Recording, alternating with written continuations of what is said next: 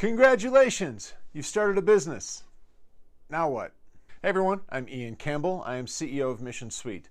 Before we jump into today's video, do me a favor, hit the subscribe button and ring the bell so that you're notified every time that we post new videos. So now that you started this business, you probably have a lot of people telling you that it's time to start building a network. But if you're a new business owner, how do you go about building that network?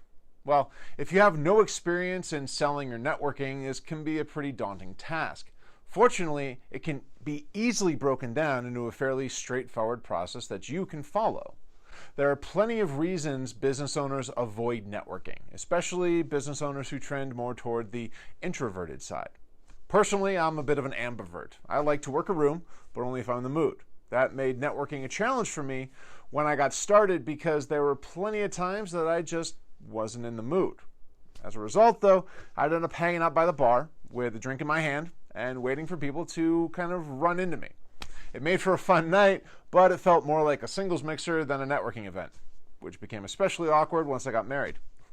So how do you network as a new business owner and actually make it productive?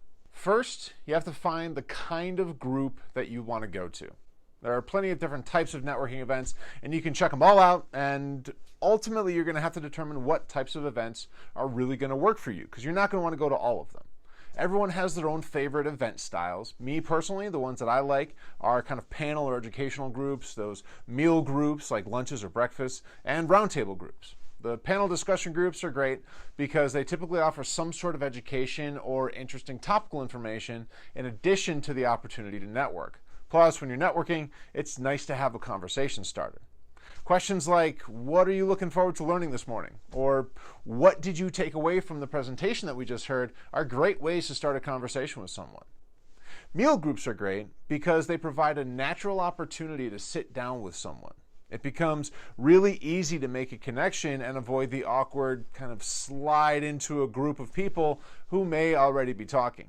Especially if you're new to the networking game, this could be a great option for you to ease the transition into it by taking some of the pressure off. And then roundtable groups, these are great because you're typically meeting with the same people regularly. So you're more likely to develop solid relationships with the people that you're sitting around the table with. If you meet with that same group of people once a week or once a month or whatever that interval is, you're going to get to know those folks really well, and you'll hopefully always be top of mind when they hear of a need that matches up with your business.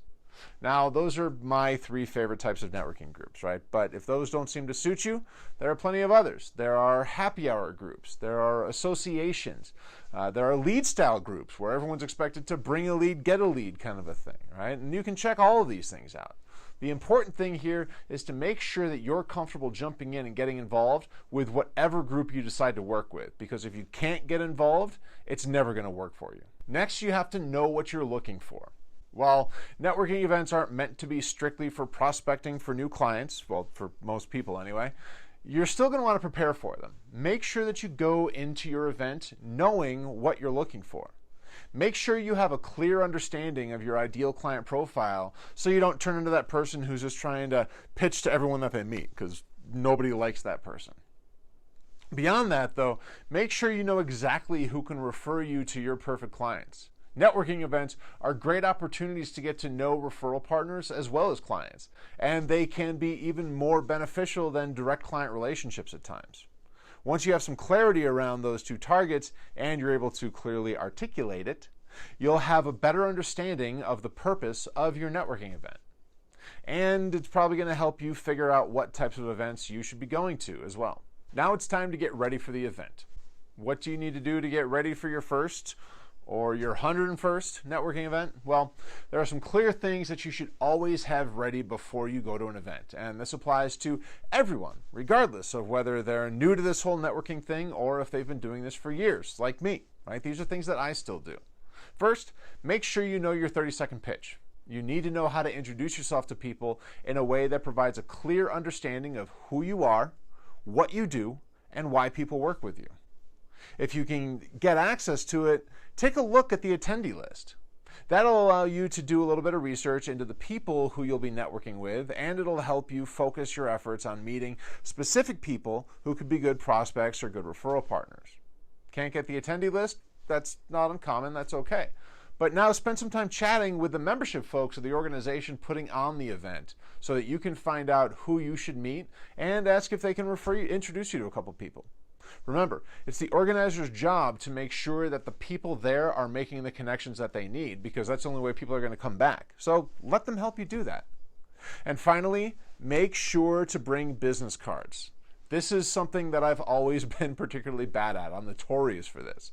For some reason, I always leave my business cards sitting on my desk before I go to an event. I'm able to make a joke out of it and make it work for me, but honestly, it's not worth the hassle. Make sure you have plenty of business cards so that you can exchange yours when you meet someone. Because again, nobody really likes that person that just takes a bunch of business cards and then takes off. So tell me, are you an active networker or are you a network newbie? Let us know your thoughts down in the comments, and while you're there, make sure to give this video a thumbs up so that I know that you're actually getting some value out of this. Now it's time to work the room. You're at the event, it's time to get to know some people. Of course, this assumes that the COVID pandemic has passed us and that we're actually able to interact with people in groups again.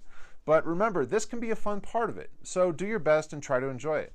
Now I know that when you first start, it's going to feel awkward. And honestly, there's no getting around that. And this is one of those situations where the only way out is through, right? You just have to do it enough to get over that awkwardness. But if you want to become successful at building your business through networking, you have to know how to work a room. And the only way that that becomes natural and ultimately enjoyable is to do it over and over and over again until you finally start looking forward to those networking events. And I promise you, it actually does happen. I can promise you that eventually you will start to enjoy these things and look forward to them. As you start to get to know the people who are always at the events, because you always see the same cast of characters, at least to a certain extent, and you get familiar with the crowds, it does become a whole lot of fun. But before you get there, start by setting a goal for yourself every time that you walk into a room. If you know that all you need to do is make 3 connections before you leave, those events become a lot less overwhelming and a lot more manageable to interact with. And now we get to where the real magic happens. Finally, it's time to follow up. And this is arguably the most important part of networking. Remember that deals are rarely, if ever, actually made in the room. If you want to do business with someone, you have to make sure to follow up with them so you can actually sit down and discuss how you might be able to do business together. This could be a referral relationship. This could be a client relationship. Maybe it's nothing even at all, but the only way to find this out is to actually go about following up and sit down with that person. Personally, I like to segment my networking follow-up into 3 different categories. There's we talked about getting together again, right? Those are kind of those warm, hot leads. There's the ones that we didn't talk about getting together again, but I want to. And then what I call the gentle blow-off, which is basically, hey, here's my LinkedIn profile. It was great to meet you. Let me know if I can make any introductions. For me, these categories do a great job at determining what my follow-up looks like. And what's more, these follow-up systems that I've described are already built into Mission Suite. So if you're a new Mission Suite client, or maybe if you're looking for a good CRM, it might be worth checking some of these things out. So we do actually have a short demo of Mission Suite that actually will walk you through how these systems work and how they're created to help you be more effective with your networking as a new business owner or as someone who's been doing this for years. Again, these are things that I use all the time, right? The link to that video is both in the description of the video and it's up here in the info card of the video as well. So be sure to click on those links and check out that video. Hey, I hope you got something out of this video, and if you did, do me a favor, give it a thumbs up. Maybe give it a share so that others can see it too. That always helps us with this YouTube algorithm that we're trying to play with. And also, don't forget to subscribe to our channel and ring the bell so that you're notified every time that we post new videos. And while you're at it, be sure to check out the videos on your screen, and we'll see you next time around. Cheers.